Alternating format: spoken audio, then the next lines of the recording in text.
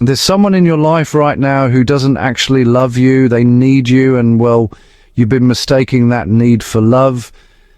Let me ask you something. When was the last time they called you? Not because you called first, not because they needed something, not because they were bored, but because they genuinely wanted to know how you were doing. Can you remember? Here's the uncomfortable truth nobody wants to say out loud. Most relationships in your life are not built on love. They're built on utility. People don't orbit around you because of who you are. They orbit around you because of what you provide. And the moment you stop providing it, watch how quickly they disappear into the darkness like stars at sunrise. By the end of this video, you'll be able to identify every single person in your life who needs you versus who actually loves you. You'll understand the psychological mechanisms behind transactional relationships. And most importantly, you'll learn how to protect your energy from emotional vampires disguised as friends, family, and lovers. Now, I know some of you might be tempted to skip ahead. You're busy. You want the quick answer. But let me tell you something. Skipping parts of this video is like taking half a dose of medicine. You might feel a little better momentarily, but you won't heal. If you're in a rush, watch at double speed, but don't skip. Every section builds on the last, and the truth you're looking for lies in the complete picture, not in fragments. Because partial truth is just another form of deception. So, settle in. Silence your phone. This is going to challenge everything you believe about the people closest to you. We're taught from childhood that love is unconditional, that real relationships survive anything, that blood is thicker than water, that true friends are there through thick and thin. These are beautiful lies. Don't get me wrong. Unconditional love exists, but it's rarer than diamonds and more valuable than gold. And most people you think love you, they don't. They need you. And there's a universe of difference between the two. When someone loves you, they value you for who you are at your core, your essence, your being. They love you on your worst days when you have nothing to offer. They love you when you're broken, when you're difficult, when you're going through your healing process, and honestly, you're not pleasant to be around. But when someone needs you, they value you for what you do, what you provide, what you can give them. They love your function, not your face. They love your resources, not your reality. They love the version of you that serves their purposes. And here's what makes this so insidious. Needy people are exceptional actors. They've mastered the performance of love. They know the lines, the gestures, the timing. They say, I love you with their mouths, while their actions whisper, I need you in a language you haven't learned to understand yet, but you're about to learn it now. Think about this. How many people check on you when you've been quiet? Not when you post something concerning, but when you simply go silent. Real love notices absence. Need only notices when the supply stops. Let me tell you about Sarah. This is a true story that illustrates this concept perfectly. Sarah was the dependable one in her family, the middle child, the peacekeeper, the one everyone called when things fell apart. Her older brother was the golden child who could do no wrong. Her younger sister was the baby who needed protection. And Sarah was the tool in the family toolbox, pulled out whenever something needed fixing. When her mother got sick, guess who moved back home? Sarah. She left her job, her apartment, her life. She became a full-time caregiver. Her siblings, they were, too busy with their careers, their families, their lives. But they called every week to check on Mum.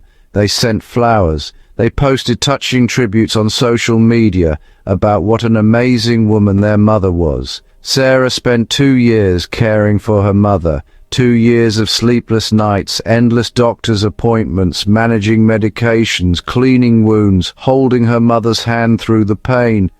2 years of her life evaporated into service. Her mother recovered. A miracle, the doctors said.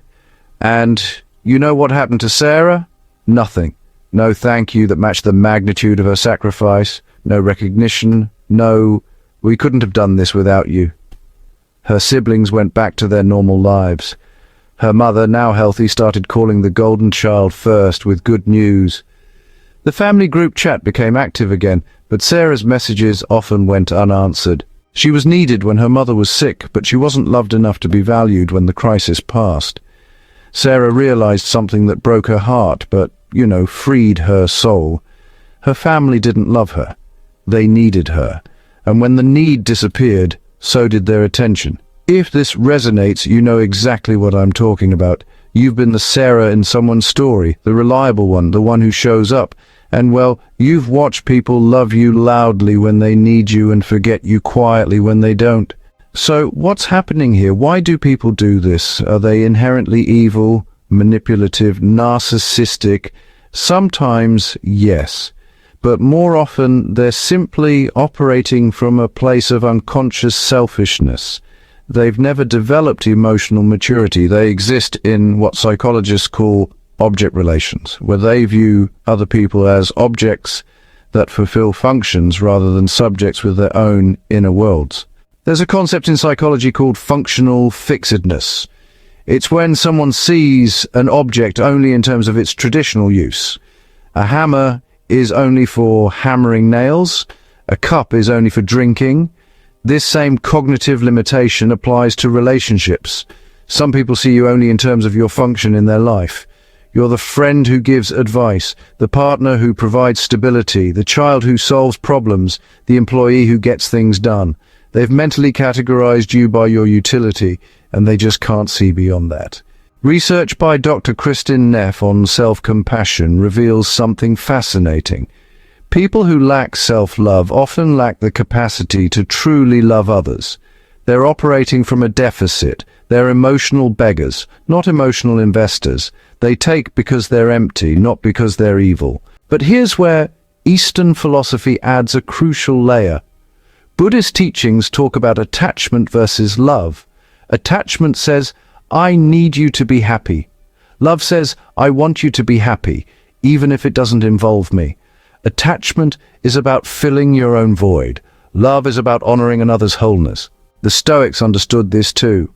Marcus Aurelius wrote, "When you wake up in the morning, tell yourself, the people I deal with today will be meddling, ungrateful, arrogant, dishonest, jealous, and surly." He wasn't being pessimistic. He was being prepared. He understood that most people operate from self-interest, not from virtue. The harsh truth is that we live in a world optimized for transaction, not connection. Capitalism has infected our relationships. We've been conditioned to ask, "What can you do for me?" before "Who are you?" And here's the scientific backing. A study published in the Journal of Personality and Social Psychology found that people consistently overestimate how much others think about them. We assume our presence in someone's life is significant when, in reality, we're often peripheral characters in their story. This isn't cruelty, it's cognitive limitation. People are trapped in the prison of their own perspective. Picture one, Nade. You lose your job. You're devastated. Your identity was wrapped up in your career and now you're adrift. You call your friend, the one you've known for 10 years, the one you helped move 3 times, the one whose wedding you flew across the country to attend. They answer. They listen. They say the right things. "That's terrible. I'm so sorry." You'll find something better, but the conversation is brief, awkward. They need to go. They'll call you back. They don't. Weeks pass, you reach out again, they're busy, they send encouraging texts, but they don't show up, they don't sit with you in the discomfort. And slowly you notice you only hear from them when they need something, when they have drama to process, when they need advice, when they're bored. You were valuable when you were successful, when you had status, when being your friend elevated their social standing. But now, you're a reminder of instability. And they're quietly withdrawing. That's need. You were needed for what you represented, not loved for who you are. Picture 2, love. Same scenario, different friend. You lose your job. You call them, voice shaking. They answer, and before you finish explaining, they're in the car. I'm coming over, don't argue, I'll be there in 20 minutes. They show up with food because they know you haven't eaten. They don't rush to solve your problem. They sit with you in it. They let you cry. They let you rage.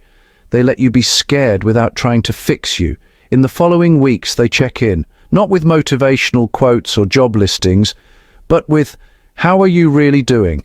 They invite you out knowing you can't afford to pay. They cover it without making you feel small. They don't need you to be okay to stay connected to you. Months later, when you land an even better job, they're genuinely thrilled. Not because your success benefits them, but because you're happy.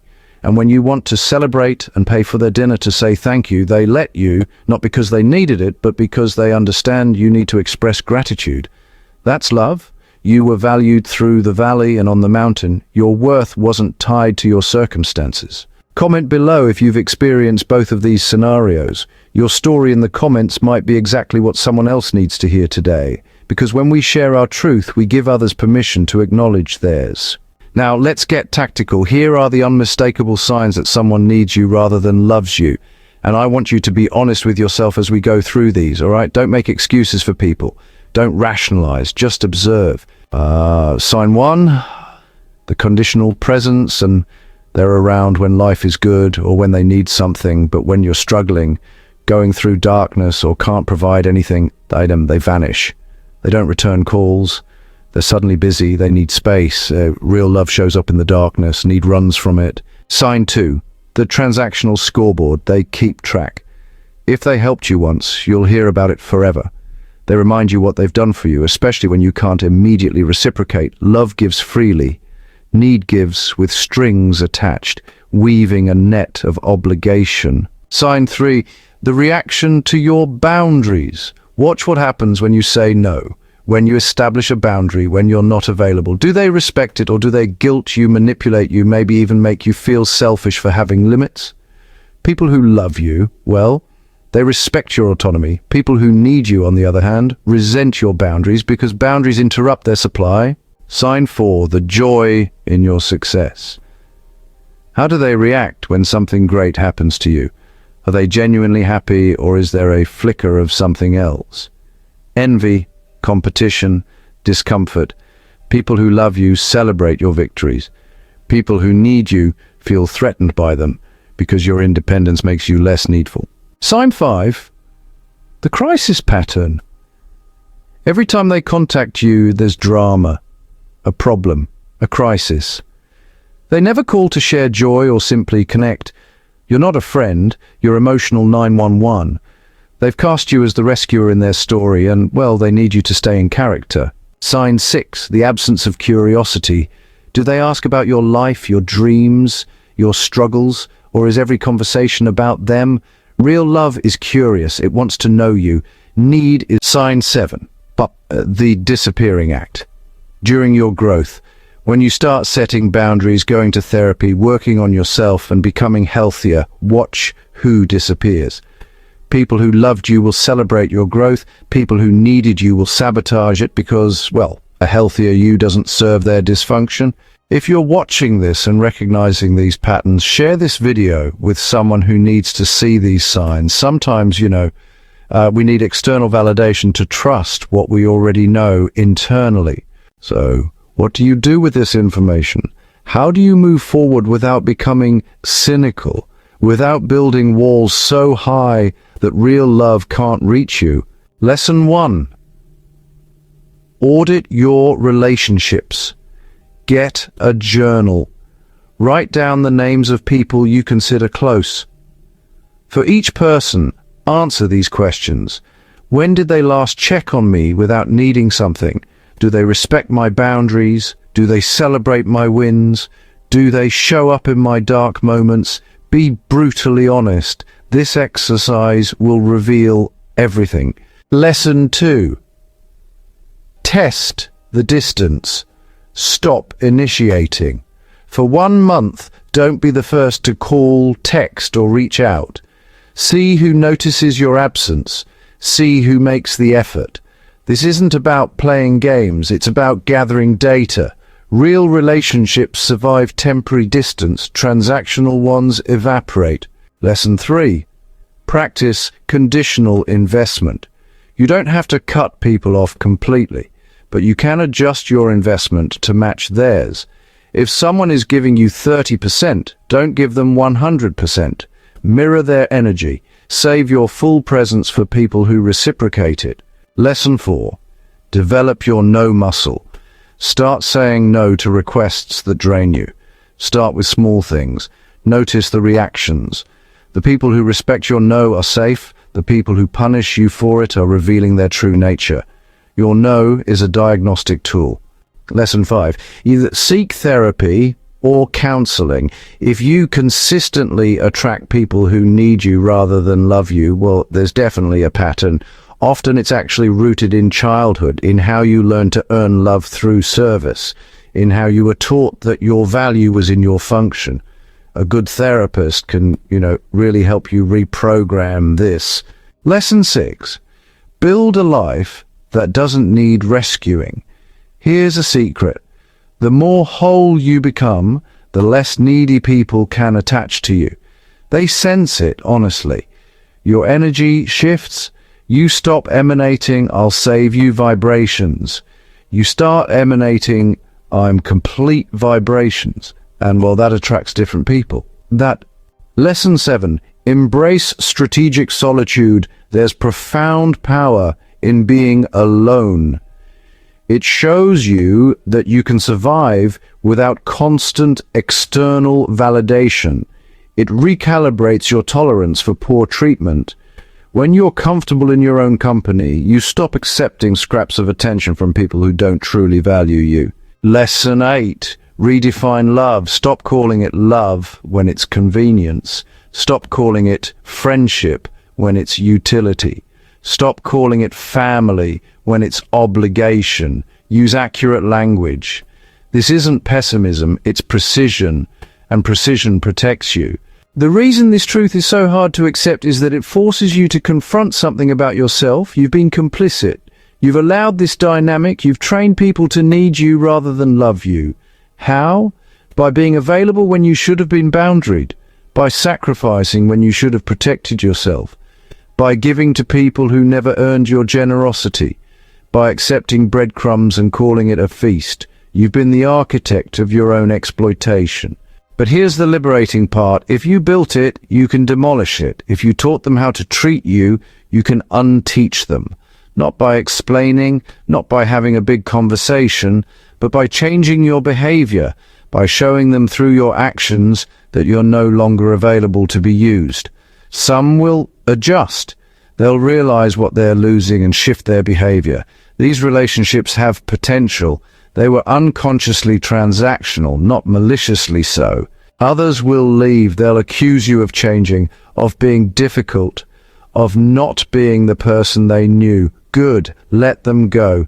They're telling you they only wanted the version of you that served them. They never loved you. They loved what you did for them. And when they leave, you'll feel grief. But underneath the grief is something surprising, relief, because pretending is exhausting. Being needed when you want to be loved is a special kind of loneliness. You can be surrounded by people and still feel utterly alone because nobody sees you. They see your function. There's a Zen story about a student who came to a master and said, "I'm devastated." The master replied, "And how long did you let them?" The student was confused. "What do you mean? Did they take what you didn't give? Or did you give freely and resent them for receiving?" The student sat with this for a long time before finally understanding. We teach people how to treat us, and we suffer most not from their behavior but from our expectations. This doesn't excuse people who use others, but it does empower you, because if the problem is external, you're helpless. If the problem is partially internal, you have agency. The Stoics taught that we can't control others' actions, only our responses. Marcus Aurelius wrote, "You have power over your mind, not outside events. Realize this, and you will find strength." So here's the acceptance. Some people will only ever need you. They lack the depth, the consciousness, the emotional development to love you. And that's not your failure. It's not your job to awaken them. Your job is to protect your peace. Except that most relationships are transactional. Don't be bitter about it. Just be aware. Adjust your expectations and, save your deepest self for the rare souls who can meet you there. So how do you find people who actually love you, who see you, who value you beyond your utility? First, you become someone who loves rather than needs. You do your inner work, you heal your wounds, you become whole within yourself because like attracts like. Wounded people attract wounded people. Whole people attract whole people. Second, you pay attention to actions over time. Anyone can perform love for a season, but consistent, unglamorous, unseen care, that's real. The friend who checks on you when you haven't posted online, the partner who stays through your healing, the family member who loves you even when you can't give them anything. That's real. Third, you look for mutuality. Real love, well, it's reciprocal. It's not transactional, but mutual. Both people giving, both people receiving, and both people growing. If you're the only one investing, you're not really in a relationship. You're in a subscription service where you're paying and they're just consuming. Fourth, you notice who makes you feel energized versus drained. You see, real love is restorative, while need is extractive. After spending time with someone who truly loves you, you feel fuller. But after spending time with someone who merely needs you, you feel depleted. And here's the beautiful paradox. When you stop accepting transactional relationships, you create space. Space for real ones. The universe, it abhors a vacuum. When you clear out the users, the lovers can find you, but you have to be brave enough to endure the loneliness in between. That's the test. Can you be alone rather than be used? Can you protect your energy even when it means smaller circles? Can you honor yourself enough to demand reciprocity? If you're ready to make this shift, hit that subscribe button. Because, this channel is dedicated to uncomfortable truths that set you free. We're building a community of people who choose authenticity over acceptance, who choose solitude over exploitation, who choose self-respect over people-pleasing. And if this video resonated with you, well, you belong here. Let me leave you with this. You will spend your entire life being needed by people who will never love you. That's not pessimism, that's probability. Most humans operate from scarcity, from need, from unconsciousness. But you will also encounter, if you're lucky, a handful of people who actually love you, who see you, who stay, who choose you not because of what you provide, but because of who you are. And those rare souls, they make all the loneliness, all the boundaries, all the difficult choices worth it. Because being truly loved by one person is infinitely more valuable than being needed by 100. So, stop giving your love to people who only want your labor. Stop confusing need with love.